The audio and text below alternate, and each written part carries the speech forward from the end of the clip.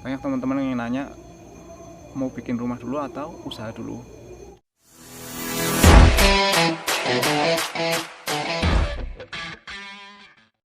Assalamualaikum warahmatullahi wabarakatuh.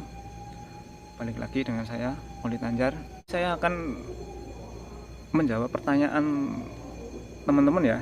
Ada yang tanya, Mas, usaha dulu, rumah dulu apa usaha dulu ya Mas ya? Nah, kalau menurut saya pribadi sih rumah dulu.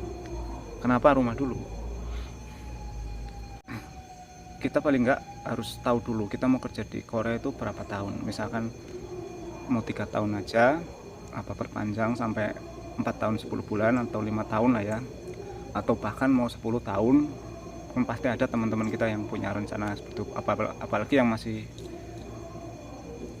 belum berkeluarga lah ya, kayak gitu. Jadi kita target dulu, misalkan kita di sini mau 5 tahun itu aja, katakanlah 5 tahun di Korea. Sedangkan di lain sisi kita punya pengen bikin rumah sama pengen usaha. Kalau menurut saya yang pertama itu bikin rumah, entah apalagi buat teman-teman yang udah punya keluarga, punya anak gitu kan. Jadi kenapa saya katakan seperti itu, karena kita ya alhamdulillah kalau kerja di luar negeri itu kan paling enggak kita punya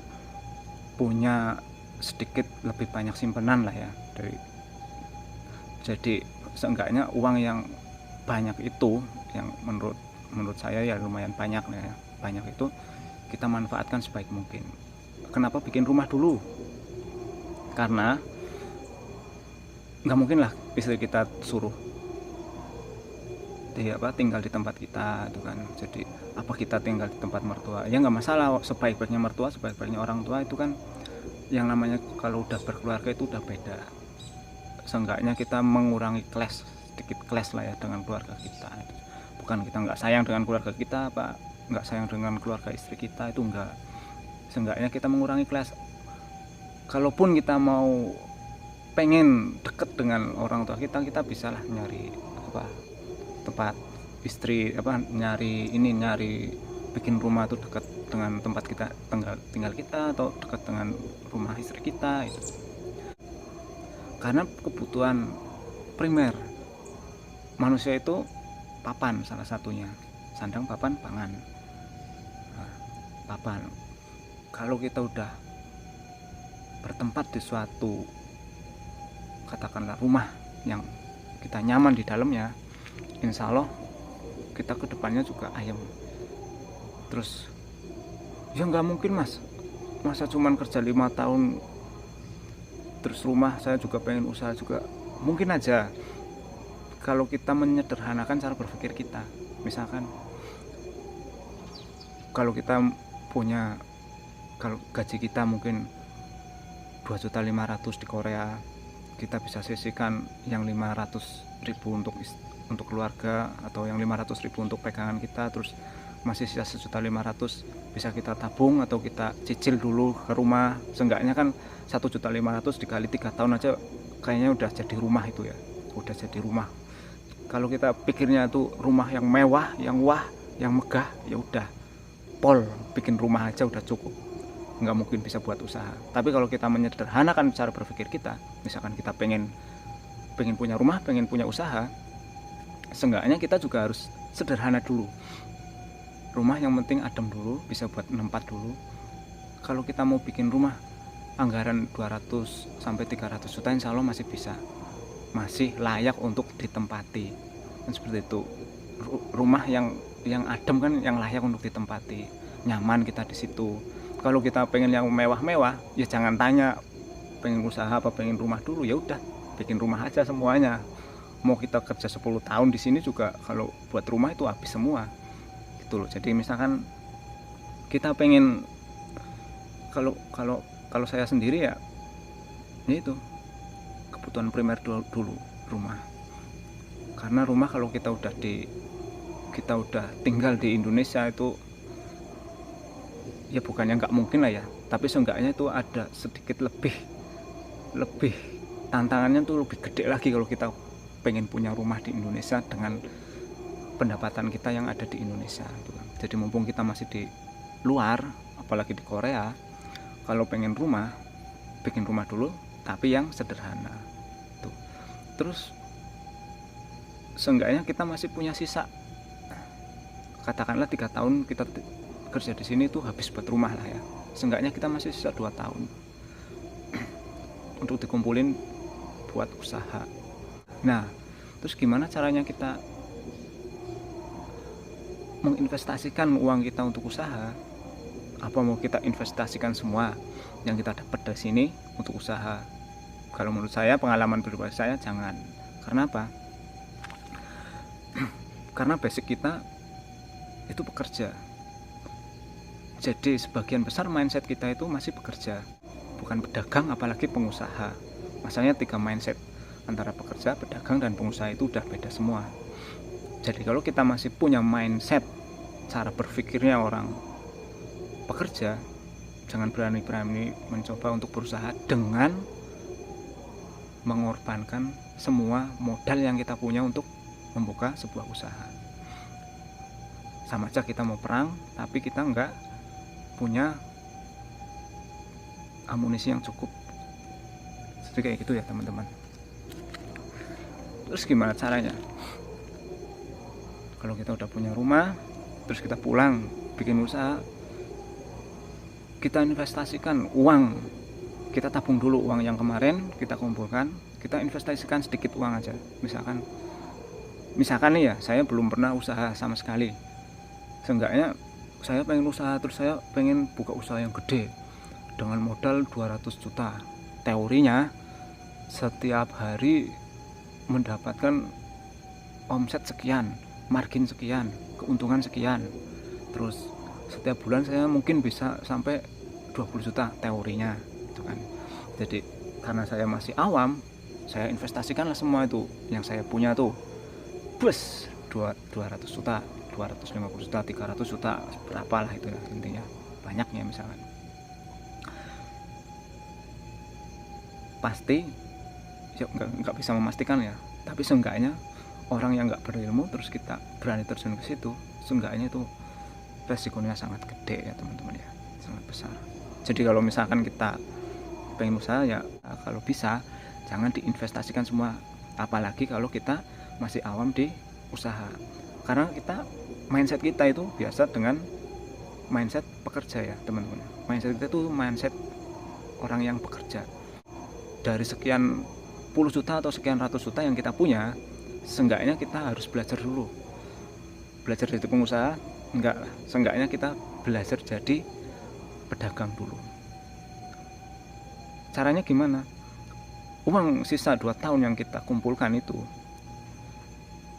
dan tambahan mungkin ada sedikit, ada tejigem, terus ada kukmin dan lain-lain ya teman-teman ya, kita ambil 3 juta atau 5 juta aja, kita putar uang 3 juta apa 5 juta itu sampai bangkrut ya teman-teman. Kenapa saya katakan bangkrut?